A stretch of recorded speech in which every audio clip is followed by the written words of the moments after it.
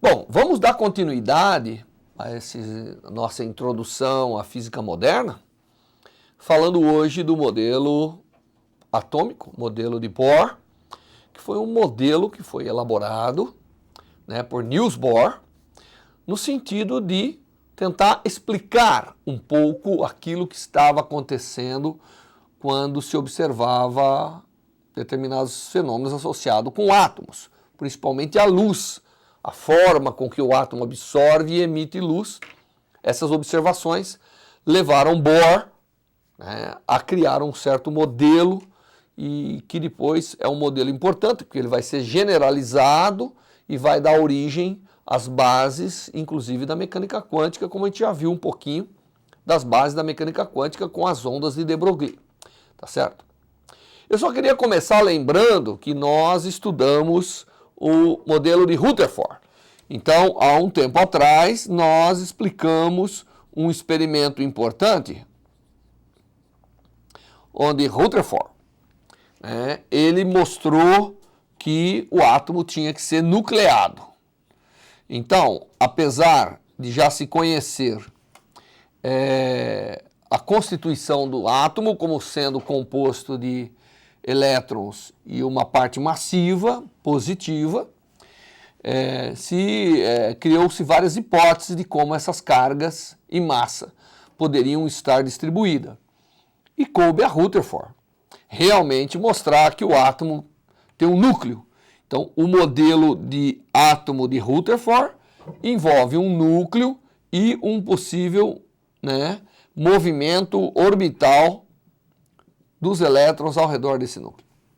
Essa foi uma grande contribuição que o Rutherford deu. E ele mostrou isso através dos seus experimentos de espalhamento com partículas alfa.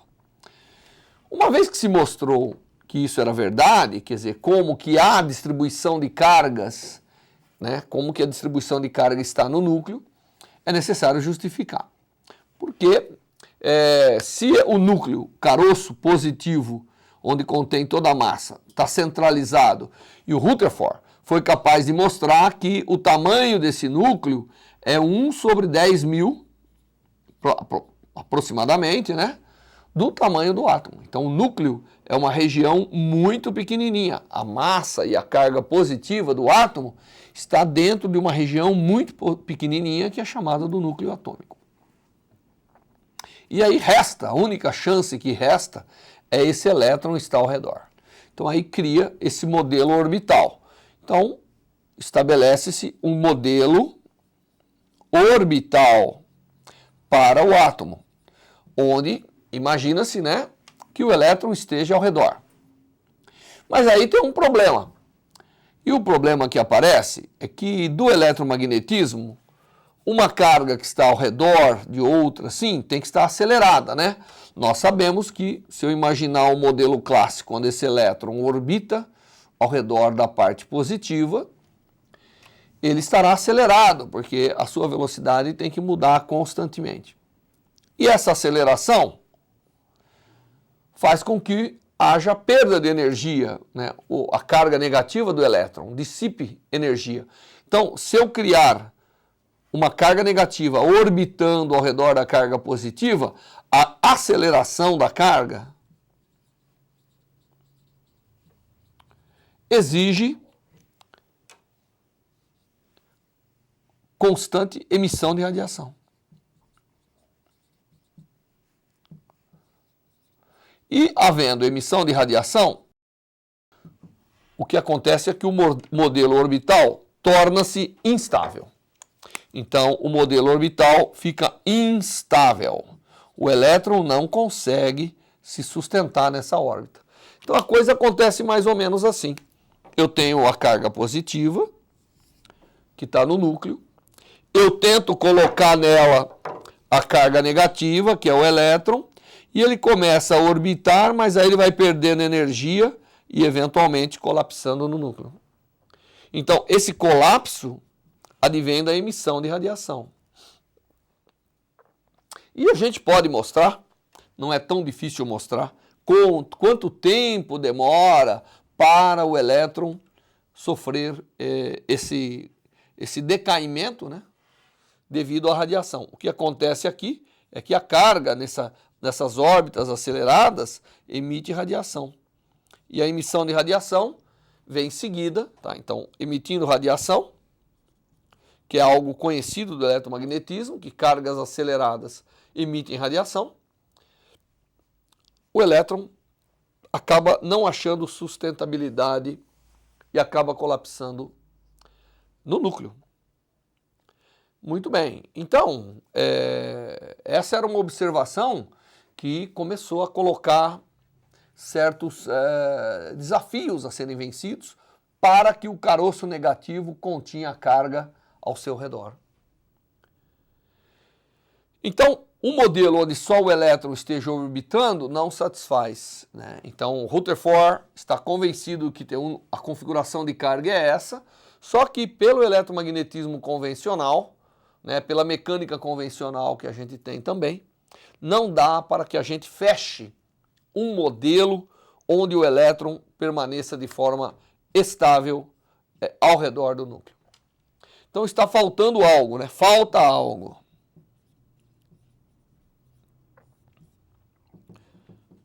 E vamos ver o que é esse algo que está faltando. O algo que está faltando vem exatamente ser preenchido pelo modelo de Bohr. Mas antes de falar para vocês sobre o modelo de Bohr, deixa eu falar um pouquinho de algumas observações que eram feitas com relação à radiação emitida pelo átomo. Porque nesse modelo onde o elétron gira e vai perdendo energia, ele emite um contínuo de radiação. Ele vai perdendo energia e vai emitindo radiação. Então ele está sempre emitindo radiação de uma forma contínua e à medida que a sua aceleração vai variando, ele vai mudando o espectro, a frequência com que emite e assim por diante. Tá certo? Mas isso não casava de maneira alguma com um experimento interessante, que é um experimento de descarga em ampolas. Imagine que aqui eu tenho um gás, né? E eu pego e aplico uma tensão aqui nesse gás, coloco 2 eletrodos e aplico uma tensão, tá certo? Então eu aplico uma tensão através de uma fonte de tensão. E o que acontece é que quando eu dou uma descarga aqui nesse gás, sai radiação.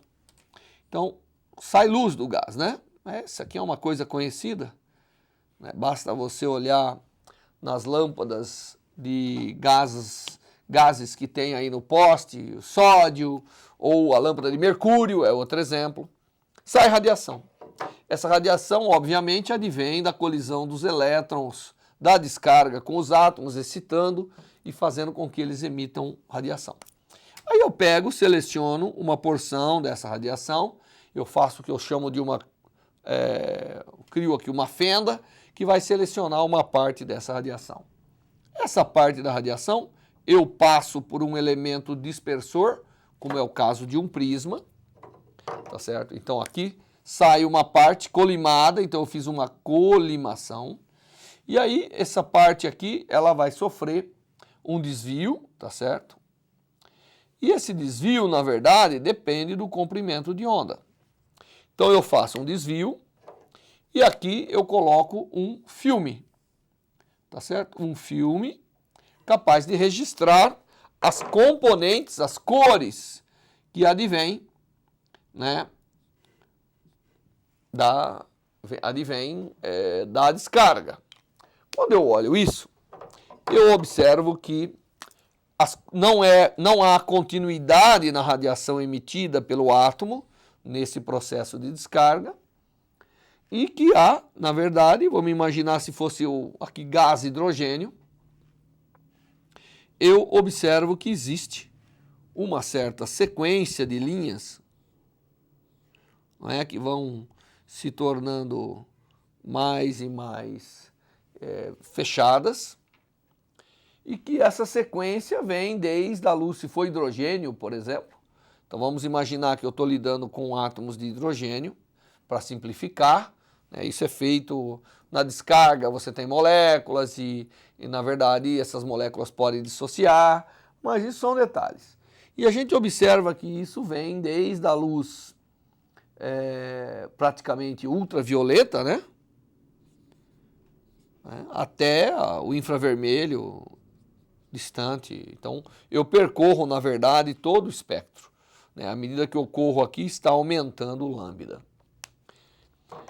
Esse conjunto de linhas mostra que o seguinte: a luz emitida pelo gás, nesse processo de descarga, ela não é contínua, ela é discreta. Ela tem, né, a luz emitida, ela é composta por um conjunto de linhas bem definidas. E isso acontece com qualquer elemento que eu colocar aqui. O conjunto de linhas recebe o nome de raias espectrais. Essas raias espectrais foram analisadas por diversos cientistas, né? Alguns deles são famosos. Lyman é um dos cientistas que observou essa sequência de linhas. Hilbert é outro que observou essa sequência de linhas. Pasken. Muitos cientistas realmente observaram. Agora, isso mostra que tem alguma coisa interessante na estrutura do átomo. Que Rutherford está certo, porém há algo que é diferente de uma órbita tradicional, porque senão, como que poderia emitir radiação de uma forma tão discreta, de uma forma a ter certas linhas espectrais, certas cores, certos comprimentos de onda emitido, né, à medida que eu excito o átomo, que faz com que o elétron emita. Então, a presença dessas raias foram extensivamente estudadas e muitos autores, como alguns que eu já coloquei aí, né, analisaram e viram que tinha umas coisas interessantes nessas raias. As raias espectrais, elas eram tal que elas dependiam de um certo número inteiro. N igual a 1, 2, 3. E eles conseguiam expressar essas raias, essas sequências. Eles viam que poderiam pegar essa linha com outras e tinham sequências bem determinadas dessas raias espectrais. E cada uma dessas sequências acaba recebendo o nome do seu descobridor ou do seu idealizador. Um exemplo dessas linhas, é a sequência de Balmer. Balmer, ele mostrou que a luz emitida em angstrom obedecia uma série dada em angstrom por 3646 n ao quadrado dividido por n ao quadrado menos 4. Ele observou que existia uma sequência de linhas aqui, sei lá, existiam sequências que eram bem determinadas e dependiam de um certo número inteiro aqui, né? Então, o que se descobriu é que as linhas espectrais poderiam ser agrupadas em sequências e essas sequências poderiam ser expressadas por uma fórmula matemática bem determinada que dependia de um número inteiro. Bom, esse é o arranjo experimental típico, né? O elemento dispersivo normalmente é um prisma, porque dependendo da cor, a luz desvia diferentemente, e é por isso que separa as cores, né? Isso chama-se aqui, essa é a parte da dispersão, que é feita numa análise espectral da radiação. Muito bem, então o fato de que a luz emitida pelo átomo tem um espectro não contínuo, mas tem discreto, começou a chamar a atenção de quem estava elaborando esse modelo atômico, né? E o Bohr pegou a parte de Rutherford e a investigação das raias espectrais e lançou um modelo. O modelo de Bohr é um modelo muito interessante que é baseado em alguns postulados ou alguns princípios básicos, né, que realmente quebram um pouco a forma de se pensar. O primeiro postulado, nós podemos dizer assim, do Bohr, é que o elétron, para o modelo atômico, né, é que o elétron, de fato, move-se em trajetórias circulares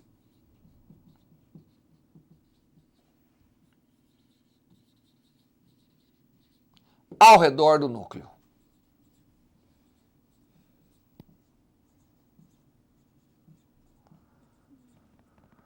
Bom, essa é o primeiro postulado. Então, segundo ele, o elétron, ele realmente anda em órbitas circulares ao redor do núcleo, né? Atraído pela força de Coulomb do núcleo, o elétron anda em órbita circular, como era previsto, né, por Rutherford. Então, o Rutherford está certo, tem um caroço positivo e o elétron anda ao redor. Só que o Bohr vai um pouco além e diz o seguinte, ao contrário, essas órbitas, ao contrário do que nós podemos imaginar pela mecânica, essas órbitas não são quaisquer. Então, segundo o Bohr, as órbitas do elétron são aquelas onde o seu momento angular, L, é igual a um número inteiro da constante de Planck, né, normalizada, H dividido por 2π. E que esse N é igual a 1, 2, 3, 4 e assim por diante. São números inteiros. Então, essa é uma parte quantitativa do postulado de Bohr extremamente importante. Então, o Bohr diz o seguinte, não é qualquer órbita. A órbita que o elétron pode ocupar, para que não emita radiação da forma que o eletromagnetismo prevê, tem que ser um número inteiro da constante de Planck, normalizada. Então, só lembrando que H cortado é a nossa notação para a constante de Planck dividido por 2π. Isso é o segundo postulado de Bohr. Mas ele não para aí. Ele diz também o seguinte, bem, além disso, o que pode acontecer para esse elétron? Nessas órbitas permitidas, o elétron é estável. Então, nas órbitas permitidas,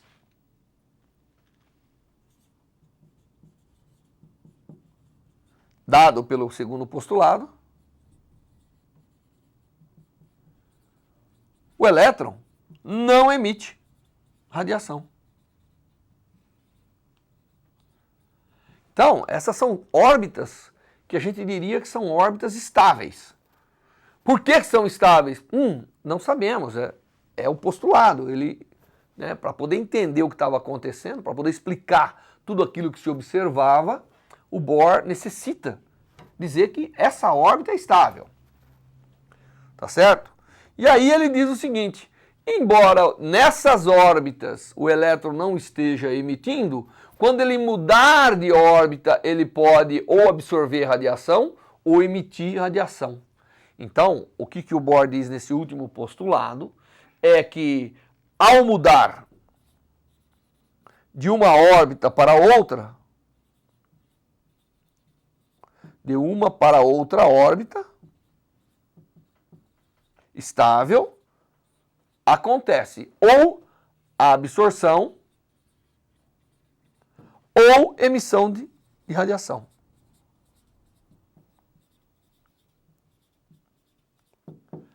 Então ele diz o seguinte, se por acaso o elétron for para uma órbita mais externa, ele emite energia. Se ele for para uma órbita mais interna, que é mais energético, ele tem que absorver energia.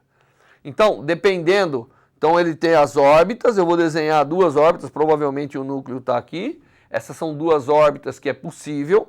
E aí o elétron pode fazer o seguinte, o elétron que estava nessa órbita, ele pode sair daqui e vir para uma órbita mais interna. Nesse caso, ele vai emitir energia. Então ele emite radiação. Sai radiação do sistema. Agora, ele pode sair de uma órbita interna, por alguma razão, e vir para uma órbita mais externa. Nesse caso, ele vai absorver radiação. Então, existem duas formas do elétron mudar a sua órbita. E ambas, né? Ou ele vem de uma órbita mais externa para uma mais interna e emite radiação, ou ele ganha radiação e vem de uma mais interna para uma mais externa. Esse aqui é o princípio das chamadas transições eletrônicas.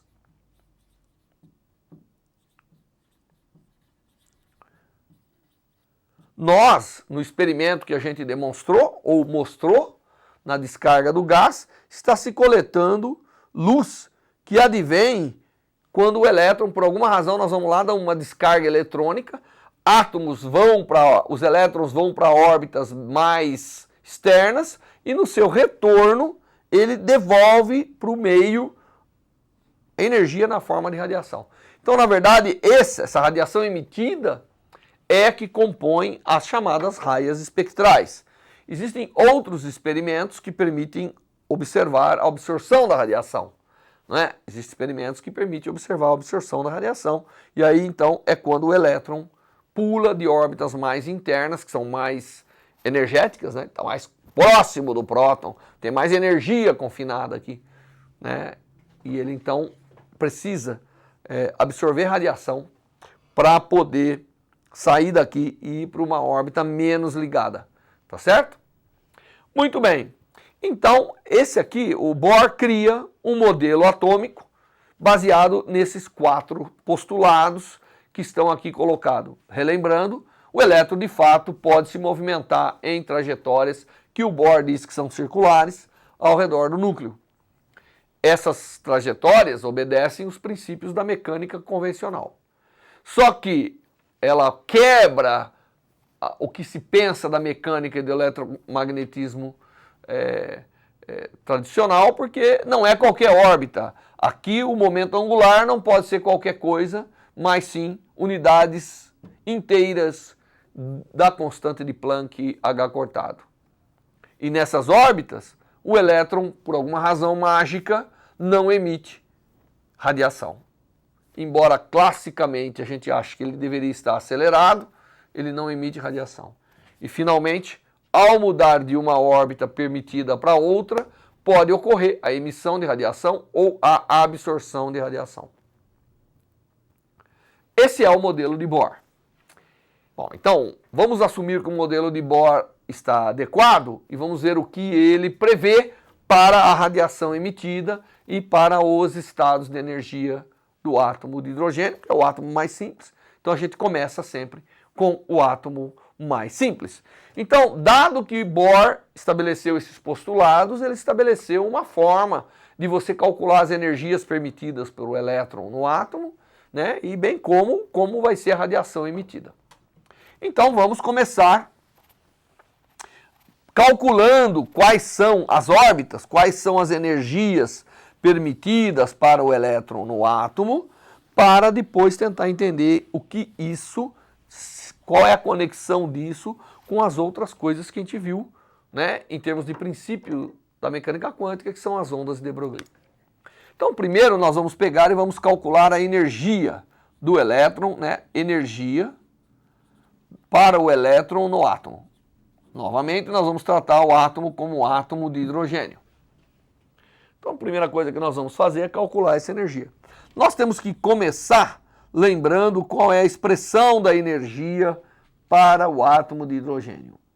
A energia para o átomo de hidrogênio, ela é, obviamente, algo do tipo P² sobre 2m menos E² sobre R.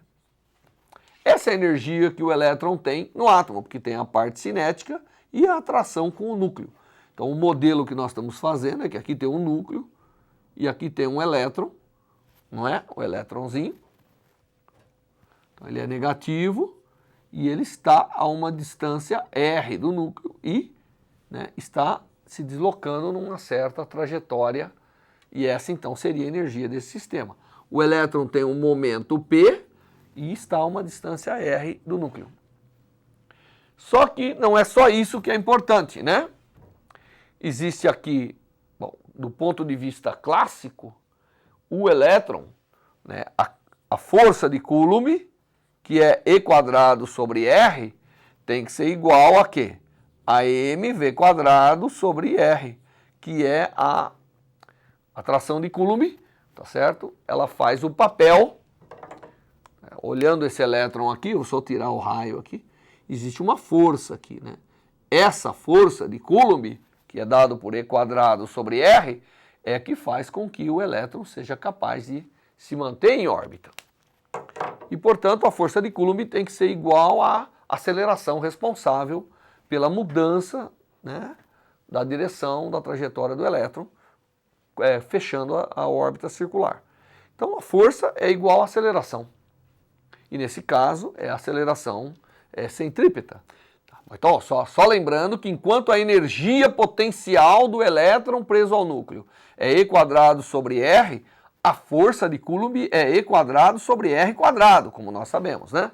E isso tem que ser igual a mv², esse momento vai ser igual a mv, e o v é o que entra aqui na aceleração, não é? Na aceleração centrípeta que dá origem a isso. Além disso, mv vezes r, que é o momento angular, é o momento linear vezes o r, porque a trajetória é circular, e isso tem que ser igual ao número inteiro de h cortado, segundo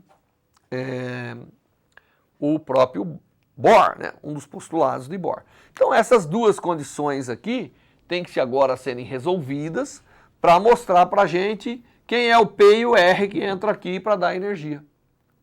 Tá certo? Então eu tenho duas equações e tenho duas incógnitas a resolver. O P, lembrando, né, que P é mv. Então, no lugar aqui eu posso colocar mv². Então, esse conjunto de equações permite que eu determine quem é o V e quem que é o R que eu tenho que colocar aqui nessa expressão. Ou o P, né, mesma coisa. E quando eu fizer isso, de uma forma bem fácil, isso aqui é trivial de ser feito, eu obtenho que a energia do elétron aqui no átomo, ela pode ser escrita como sendo menos meio de m e² sobre h cortado ao quadrado, dividido por n², onde n é esse número inteiro. Essas são as energias permitidas para o elétron nas chamadas órbitas de Bohr. Então, desse conjuntinho de equação, sai rapidamente, né, o balanço entre V e R, que você coloca aqui em cima, para obter qual é o valor da energia. Essas são as energias que o elétron tem. E o que é interessante é que essas energias, que são as energias das órbitas de Bohr,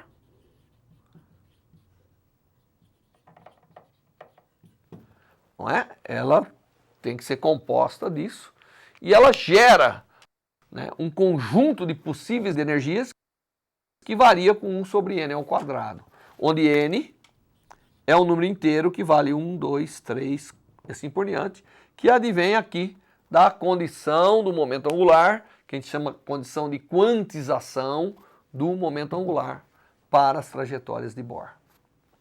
Então nós temos agora os valores da energia, né, do átomo de Bohr, ou das órbitas de Bohr, vamos chamar assim, e elas são previstas dessa maneira, e o que é interessante é que eu posso, dados os valores da massa do elétron, da carga e assim por diante, eu posso escrever isso como o valor disso aqui, né, o valor dessas energias, tá certo?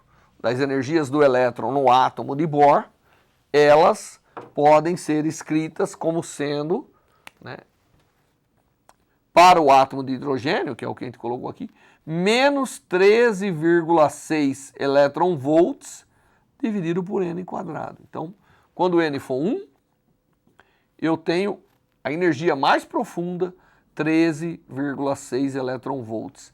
Essa é a energia, né, o que o elétron está mais ligado. Isso aqui é o valor numérico que eu obtenho substituindo aqui as constantes fundamentais. Se eu montar uma escala de energia, né?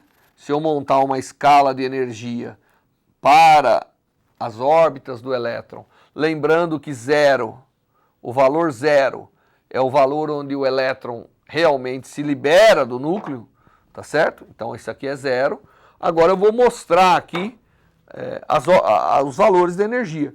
Então, quando n for 1, eu tenho um valor de energia aqui embaixo, que é o valor mais baixo de energia, que vale menos 13,6 em escalas de electronvolts. O próximo, n igual a 2, já pega esse valor e divide por 4. Então, já está aqui, ó. Esse é o próximo nível. Então, isso aqui seria n igual a 1, n igual a 2. Quando n igual a 3, eu estou a 1/9, né? Então, estou aqui, ó. E aí vem uma série de outras linhas que vão, à medida que o n cresce, né? Então, isso aqui é 3, até o n chegar no infinito. Quando o n chega no infinito, dá zero, que é o chamado contínuo de estados. Tá certo? E isso faz o seguinte, isso é interessante porque cria o chamado espectro de níveis de energia do elétron. Eu vou fazer um desenho agora um pouco maior desse espectro de energia que está aqui, tá? Para poder explicar as raias espectrais.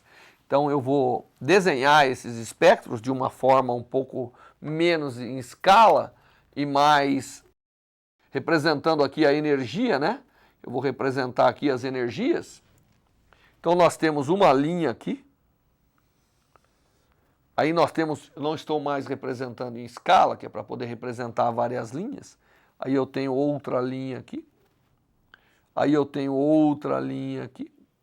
Aí eu tenho outra linha aqui. E aí vai. Essas linhas vão se aproximando à medida que o n cresce.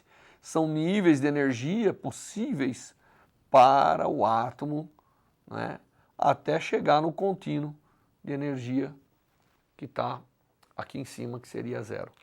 E aí o que acontece quando a gente dá a descarga elétrica? Então, só lembrando que esse é o número n da quantização de Bohr 1, que a gente acaba chamando de número quântico. Esse é um número quântico que determina o estado de energia. Então, eu tenho n igual a 1, n igual a 2, n igual a 3, 4, e aí sucessivamente até chegar ao infinito. E o que acontece é que quando eu dou a descarga, naquele experimento de descarga, elétrons vão para todos os níveis. E segundo o modelo de Bohr, eles podem decair. Então vamos imaginar que eu tenho lá, né, elétrons que estão, todo mundo agora está espalhado nesses níveis, alguns átomos num nível, outros nos outros. E o que acontece é que eles começam a voltar. E quando eles voltam, eles podem voltar para diferentes níveis. Imagine que eles estão todos distribuídos e voltam para o nível de mais baixa energia. Isso cria uma sequência de emissões bem determinadas, com cores bem determinadas, né? Que são essas flechinhas que eu estou colocando. Cada um desses níveis corresponde a uma órbita. Eles estão agora voltando para as órbitas mais internas. Então, eu dei uma descarga, joguei ele para todas as órbitas, porque os elétrons vão lá e colidem e fazem com que os elétrons nos átomos ocupem todas as órbitas. Então, eles podem ter todas essas energias. Quando eles voltam para as órbitas mais internas, que é o que eu vou mostrar aqui agora no cantinho, né? Então, você tem aqui o núcleo e você tem diversas órbitas possíveis. Essa é a órbita mais interna. E agora o que pode acontecer é que eles começam a voltar das órbitas mais externas para as mais internas. Quando eles vêm para a mais possível interna, cria uma sequência de raias espectrais que nós chamamos a sequência de Lyman. Tá certo? Quando eles começam a voltar, ao invés de chegar aqui em Lyman, eles chegam até a próxima mais interna. Então, eles estão produzindo uma outra sequência de raias espectrais, que é a Balmer, aquela que eu mostrei para vocês no exemplo. Quando eles chegam nessa aqui, ó, então eles vão todos decaindo para n igual a 3 aqui, tá certo? Essa cria uma outra sequência que é a Paschen. E assim por diante, tem a sequência de Rydberg, tem várias sequências de linhas espectrais. E adivinha o quê? Considerando a expressão de Bohr, nós somos capazes de realmente repetir todas as linhas espectrais. Se eu considerar esses níveis de energia, tá certo? Então, considerando esses níveis de energia, eu posso agora fazer uma conta, né? Deixa eu escrever aqui essa energia. Então, na verdade, a energia que o elétron tem em cada órbita é menos de 13,6 elétron-volts dividido por n ao quadrado. Isso aqui expresso em elétron-volts. Essas são as energias do elétron. E aí eu posso falar, bom, quando ele sai de qualquer nível, que é caracterizado por um número n maior que 1, e vem para o número n igual a 1, a variação da energia é igual a quem? É igual ao estado que ele saiu, menos o estado que ele chega. Não é isso? Como é negativo, então fica 13,6 dividido por 1 menos 13,6 dividido por n ao quadrado. Então, isso tem que ser igual a h vezes a frequência ou h vezes a velocidade da luz dividido pelo comprimento de onda. Com isso eu determino os comprimentos de onda como função agora de um número n quântico. E aí, entendeu? Essa aqui geraria a sequência de Lyman. Isso gera uma sequência de linhas, tá certo? E aí eu posso fazer agora, quando n igual a 2, aqui vem 4 e aqui vem um n maior que 2 e assim por diante. O modelo de Bohr permite obter todas as séries espectrais, todas as sequências, as raias espectrais que tinham sido observadas na descarga do hidrogênio, por exemplo. Na verdade, essa pode também ser expandido para outros átomos que se comportam de alguma maneira parecido com o hidrogênio, são chamados átomos hidrogenoides, tá certo? E então, o que o modelo de Bohr permite é obter tudo aquilo que estava sendo observado. Só faltava explicar por que essas malditas órbitas são estáveis. Qual é a razão delas serem estáveis? Agora, todo o resto é explicado pelo modelo de Bohr. Tendo a energia das trajetórias do elétron no modelo de Bohr, eu explico tudo aquilo que é observado quando o elétron absorve energia ou quando emite energia no modelo de Bohr. Resta explicar por que essas órbitas são estáveis. Então, qual é a razão da estabilidade das órbitas de Bohr?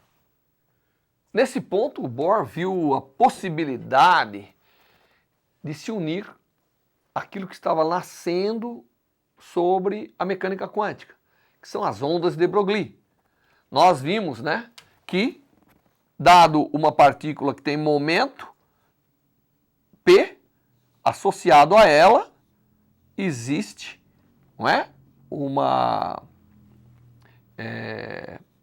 onda de matéria, que é chamada onda de Broglie, e que a relação entre mv e o comprimento de onda é dado por isso. Aí o Bohr pensou no seguinte, pô, o que está por trás dessas trajetórias mágicas? Então o Bohr imaginou o seguinte, imagine que eu tenho um elétron aqui, andando numa dessas trajetórias mágicas.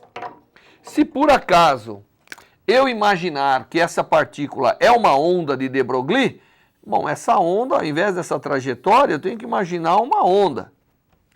E o que acontece é que essa onda tem que se fechar. Não é isso?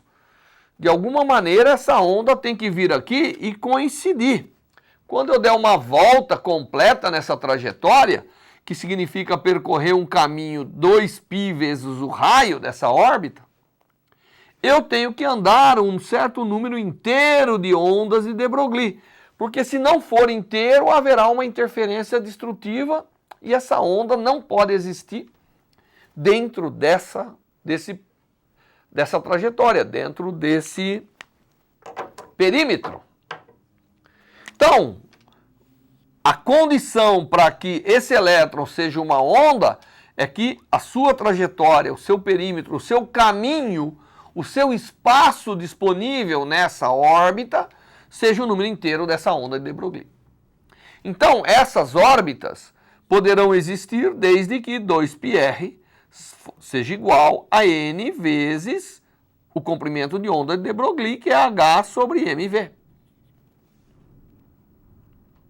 Ou seja, R vezes mv, que eu estou passando multiplicando, tem que ser n vezes h sobre 2π, que por acaso é o h cortado. Mas isso aqui, por acaso, se for uma trajetória circular, é exatamente um momento angular. Então, o momento angular tem que ser um número inteiro de h cortado. Foi aí, então, que o Bohr entendeu que as suas órbitas, as órbitas de Bohr, correspondem exatamente, não é, às possibilidades de existência das ondas de de Broglie.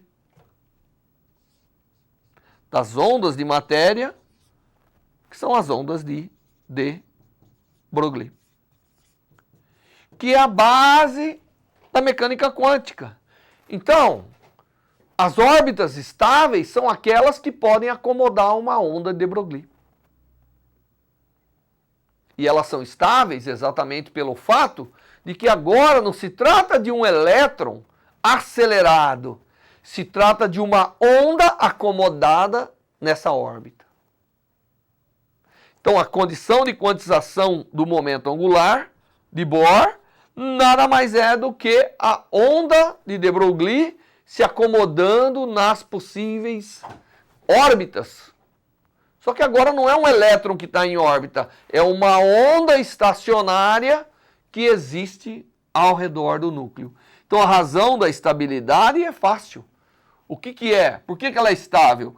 Porque trata-se de uma onda de matéria, uma onda estacionária ao redor do núcleo.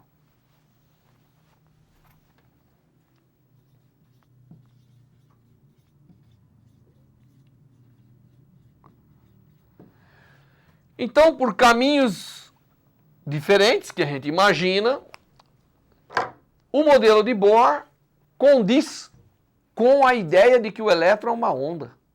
Ele não deve ser tratado como uma partícula acelerada ao redor do núcleo, mas como uma onda estacionária, uma onda de de Broglie estacionária ao redor do núcleo. E se a gente coloca essas condições, a condição de quantização do momento angular imposta por Bohr sai naturalmente. Então, o modelo de Bohr, ele vem e casa, não é, com a ideia de que o elétron é uma onda. E aí, então, fica praticamente impossível de não se olhar agora o elétron no átomo como, né, pertencente ao novo contexto, que é um contexto ondulatório, que é um contexto das ondas de matéria, que é o contexto da chamada mecânica ondulatória, que é o nosso novo passo que nós vamos dar nesse curso de introdução à física moderna.